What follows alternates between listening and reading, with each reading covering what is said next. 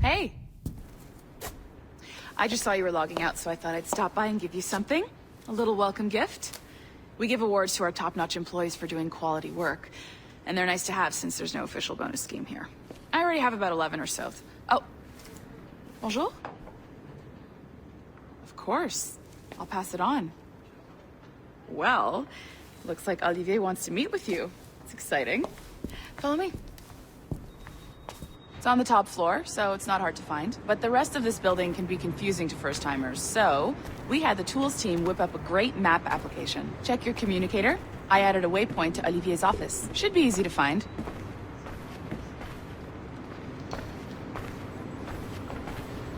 Olivier's a nice guy. He won't bite.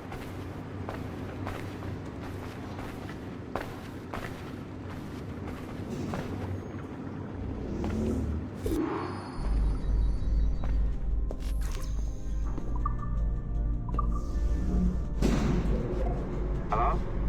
Hi? Testing, testing. Is this thing working? This is John from IT. We met earlier. I was calibrating your Animus. I'm sort of the, Scotty of this Abstergo enterprise. In charge of all the techie stuff. Do you have a minute? Damn it. The tracker says you're on your way to Olivier's office. All right. I'll ping you when you're done. I have a favor to ask.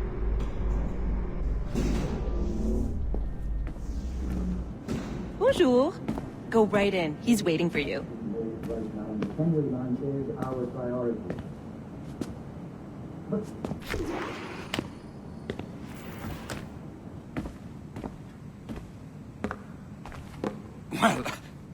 Well, unless you are specifically ordering me to abandon it, I won't jeopardize our flagship project. Edward Kenway is the... But this is how Hollywood got its start, right? With pirate movies. Douglas Fairbanks, Errol Flynn, and now we have access to the real deal.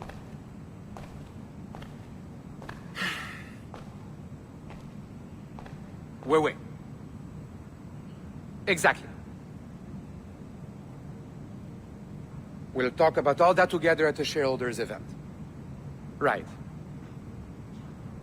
Looking forward to seeing you too. Take care, Laetitia. Salut! Hi! Thanks for coming in. I know you're busy. So I reviewed some of your data. Pretty raw stuff. Obviously, we need to scrub off some of the dirt to make it family-friendly. Maybe give Edward a voice like James Bond or something. More of a ladies' man. A beautiful city, no? So the main reason I asked you here concerns something called the observatory. It's been mentioned a few times in the footage you found. I'd like to encourage you to focus on locating this specific set of memories as soon as possible. If it were up to me, on s'en crisse. I wouldn't bother. But some bigwigs at Abstergo Industries have been hounding me for days. So, follow whatever leads you find and hopefully we can... Oh, incoming call. I have to take this. We'll keep in touch. Bonne journée. Alan, bonjour. Oui, tout va bien. Naturellement.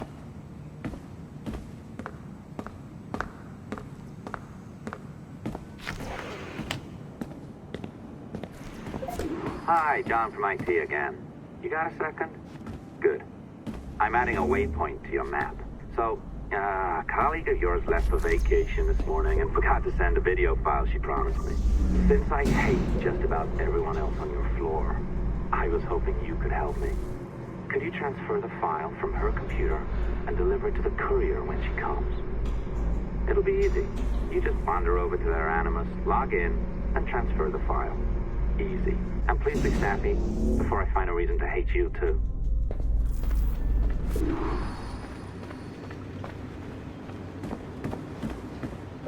A locked door? Not a problem. That's the advantage of me having level 1 security clearance. Now, you do too. Don't abuse it. Log on and I'll walk you through this.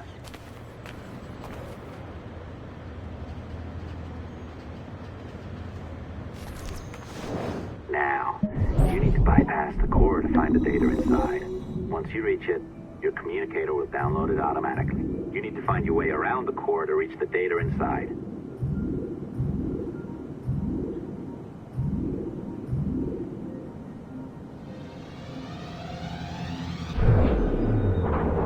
You cracked it. Good. The file should be downloading. I set up a database for any data you find. Just look for the My Files section in your communicator, and you'll be redirected right away. Everything you download will be found in there.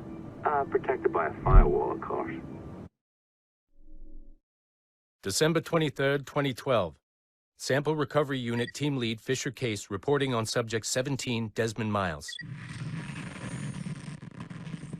The subject was deceased and unattended. Time of death was placed around 00 hours and 7 minutes, with conditions favorable for DNA sample recovery. We had some initial concerns about interference in the vault, but given the skill and talent of this team, we were able to capture useful data. I personally retrieved the subject's backpack and extracted a number of objects of interest to undergo detailed analysis.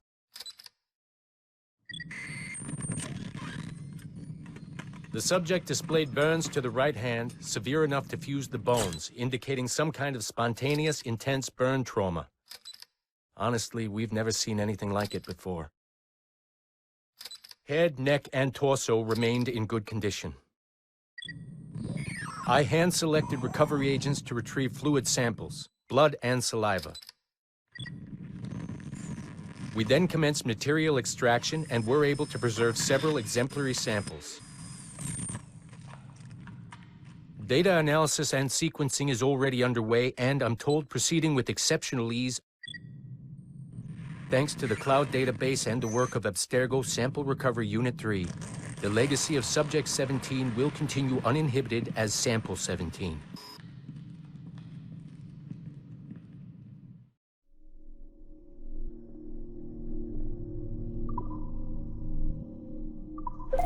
Oh, you're better at this than I'd hoped. Now zip on down to the lobby. Come on.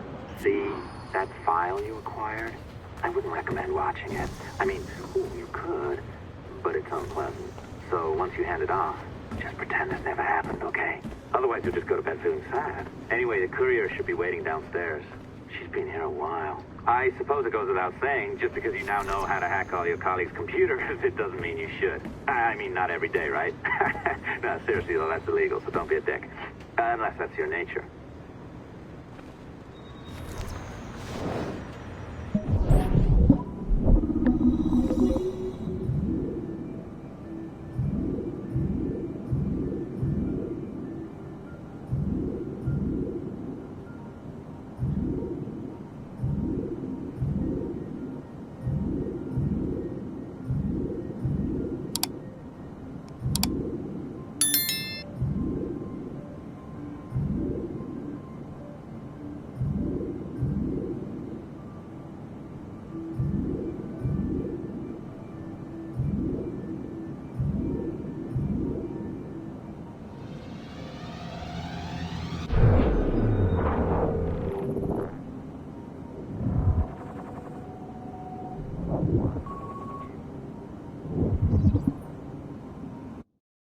Hey, Dad. It's funny. I have this memory of you, one I keep coming back to. And I always think about it when I'm working or just before going to bed, because it sort of calms me, I guess. I was 14, I think, and you were trying to teach me how to walk with a light step. Remember that? How to be mindful of how much noise I made when I moved around. Simple stuff. Stuff I understand now, but back then, I gotta tell you, I thought you were just being an asshole. You told me you were gonna go up to your room and sit with your back to the door and read a book. And you wanted me to wait at least 15 minutes and then sneak up there and tap you on the shoulder without you knowing. I even remember the book you were reading at the time, the one by Captain Johnson. And you warned me that if you caught me, we'd have to start all over. Then you went upstairs. And I waited. I waited, and I waited, and I waited. I waited 4 hours before deciding to go up. even then, it took me 20 minutes to get to the foot of the stairs. And another 30 to get up them. And then 10 to get down the hall. And there I was at the door and peeked into your room. And I was so hoping that you'd be asleep. But no, you were still reading. And I just about shit myself. But 10 minutes later, I was just 5 feet away from you. And that's when I remember setting my foot down, and you flinched. Ever so slightly, you flinched.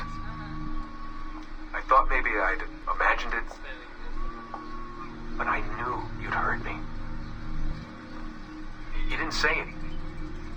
You just checked your watch, you reached for your drink, you took a sip, and you kept reading. But I knew I'd failed. You didn't say anything. I didn't understand why. Then I lunged and tapped you on the shoulder, and you turned around, and oh, fantastic, you said, and you scooped me up, and you gave me a big hug, and I didn't say anything. But Dad, I was so pissed off. I wanted to scream at you. I failed, and you knew it, but you said nothing. And I stayed mad for weeks. I thought you were patronizing me. Thought maybe you decided right there that I was never going to be the man you wanted me to be.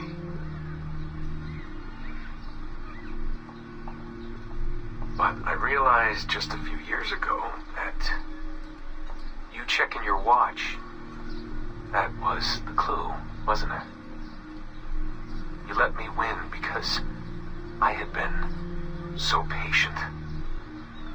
I guess that impressed you. You know, maybe at that moment you thought it might be better to be my dad instead of my mentor. I don't really know. Maybe for you they're one and the same. You know, either way, I'm happy to know that both my mentor and my dad are looking out for me that day. I didn't understand that then. I think I do now.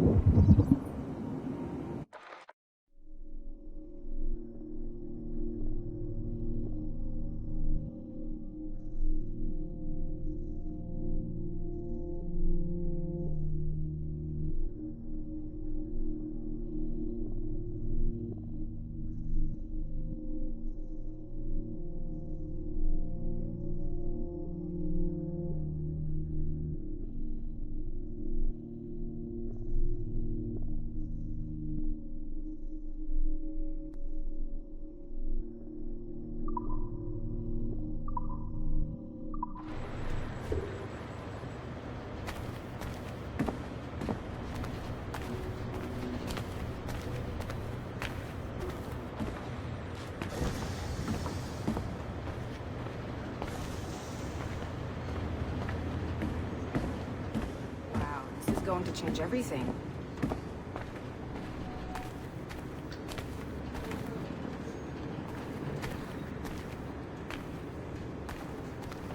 What are you, some kind of diva? Go see the courier.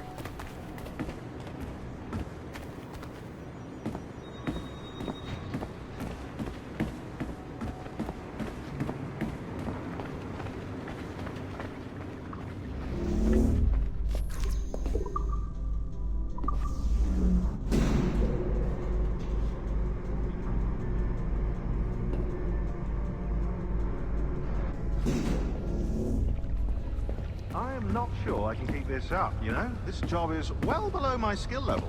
Yeah, well, your coffee is shit. You could use some practice. What? No. I followed that recipe to the letter. It's an art, Shaun, not a science.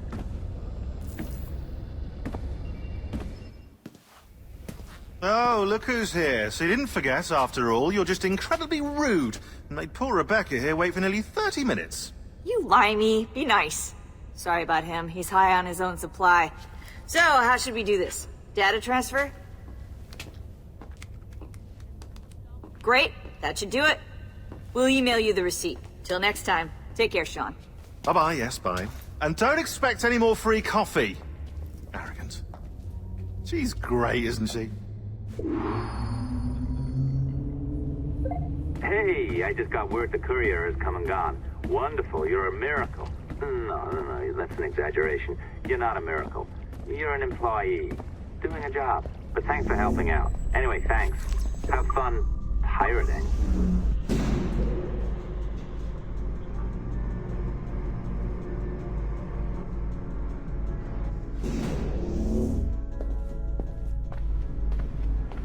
Assistance au niveau 2, projet échantillon 17.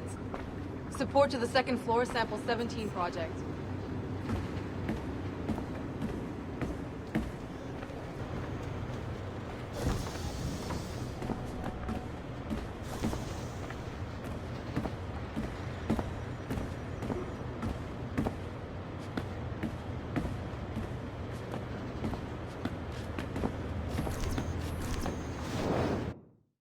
Careful now. As the data moves, there are security programs constantly monitoring the data flow. You need to sneak past them, or they will destroy your data and send it back home.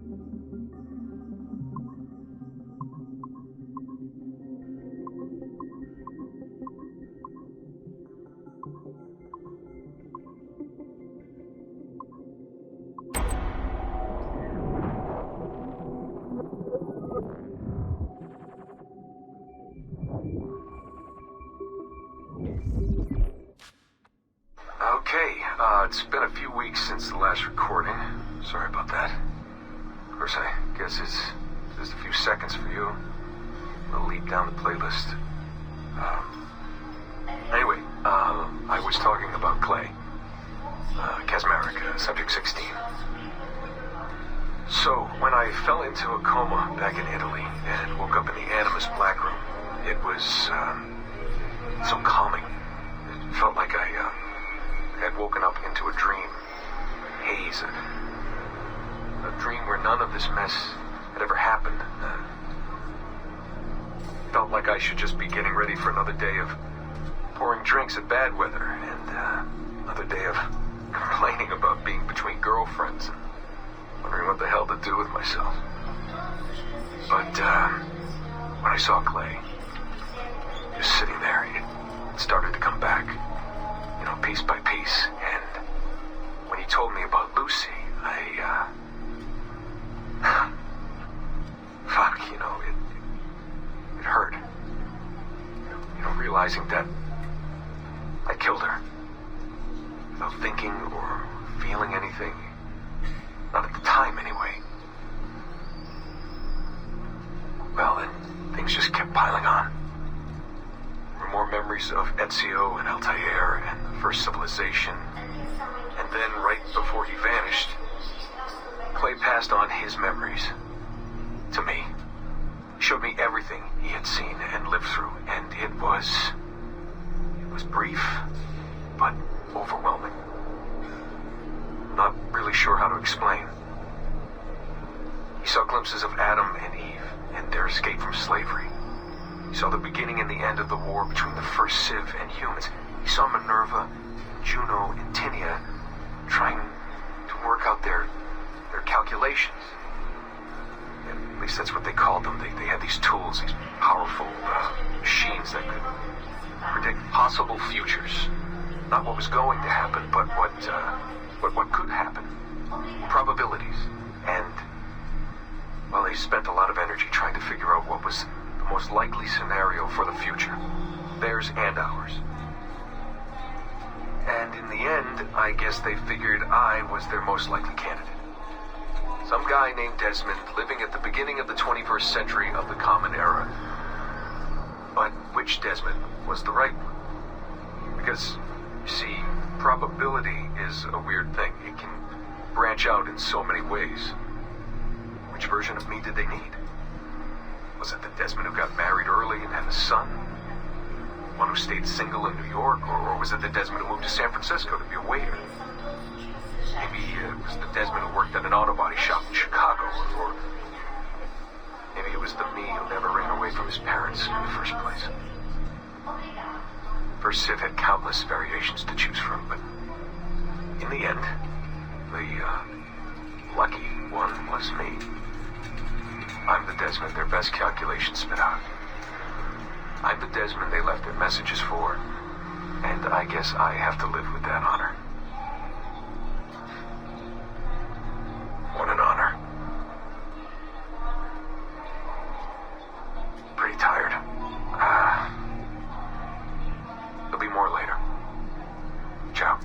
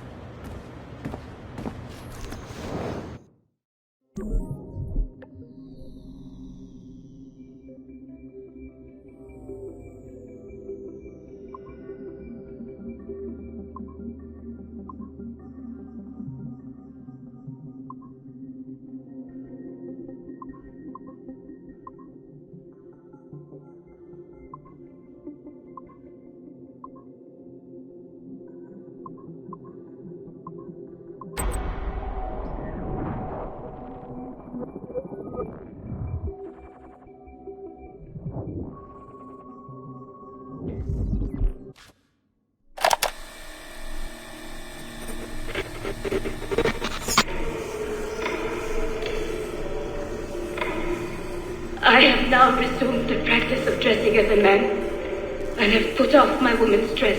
Why did you take it? Who made you take it? I took it of my own free will, with no constraint. I prefer a man's dress to a woman's.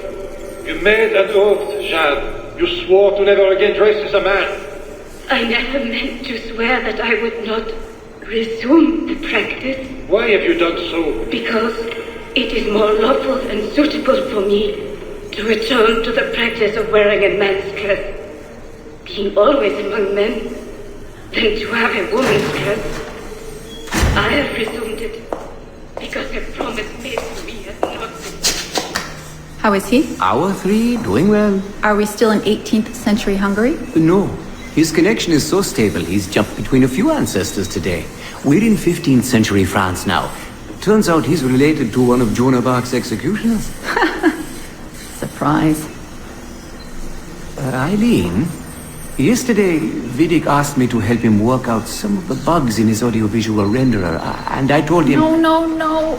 Come on, Satish, not you. It wouldn't be permanent. A few months at most. Months? That will kill every ounce of momentum we have. It won't, I promise.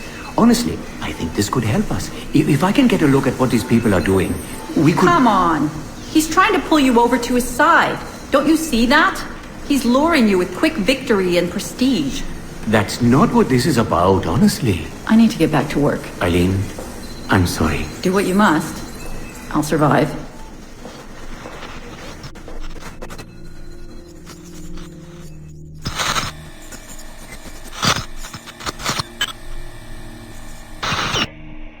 Surrogate Initiative, Test Session 32, April 2nd, 1981. Host Eileen Bach. DNA sample SB1970. Miriam, are you awake? What? Miriam's coming for me. Who is the guards? I see them from my window, amassing in the courtyard. My time is up. Basil, don't say this. You don't know that. Forgive me for this, Miriam. But I must tell you something. The artifact. We have it. But only Oscar and I know its location. Don't tell me. They will release you. Your family has connections. You must take the artifact and bring it to the assassins in Paris. Please don't. I don't want to know. It's safer if I don't. Hush now. If I die, knowledge of its location dies with me. You must bring it to the assassins. Assassins? I don't understand. The Fire, St. Petrus. No, I don't want to hear. Cell 7!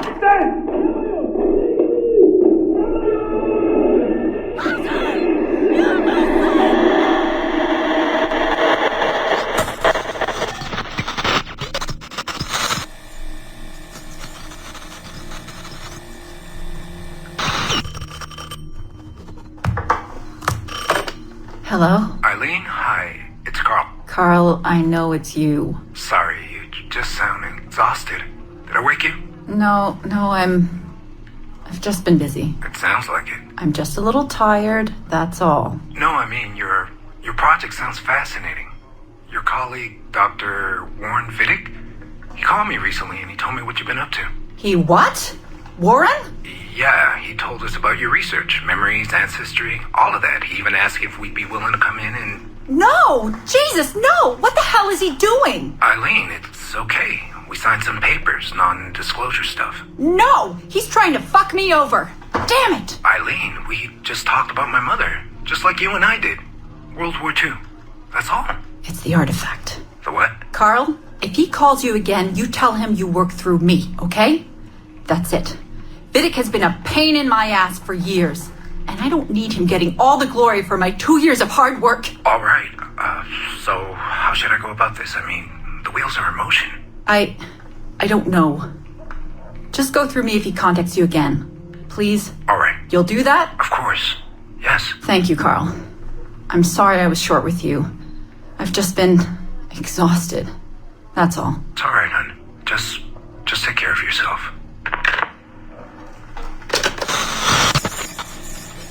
Morning, Eileen. We're almost ready. Just a few more adjustments. Okay. I had the team do some research on this artifact we've been chasing, and it appears the Third Reich actually found something matching its description sometime in 1940. Eileen, are you all right? Sorry, yeah. I'm fine. Just a little scattered. Vidic called my ex-husband last night. He wants to put him in the Animus. To find the artifact before us? Exactly. Well, it would be faster using Vidic's Animus. And maybe that would get us back to our original work. Satish, if we let that happen, then all our money dries up. Lillian is paying for us to find the artifact, not improve our methods. Do you understand? Right, of course. I'm sorry. Let's just burn those bridges when we cross them. Are we ready? Yes, just a few more adjustments and you're in. I made a small change to the genetic input modulator. I'm hoping that buys us a few more minutes. Even a few seconds would be nice. I'm ready. All right. Settle in.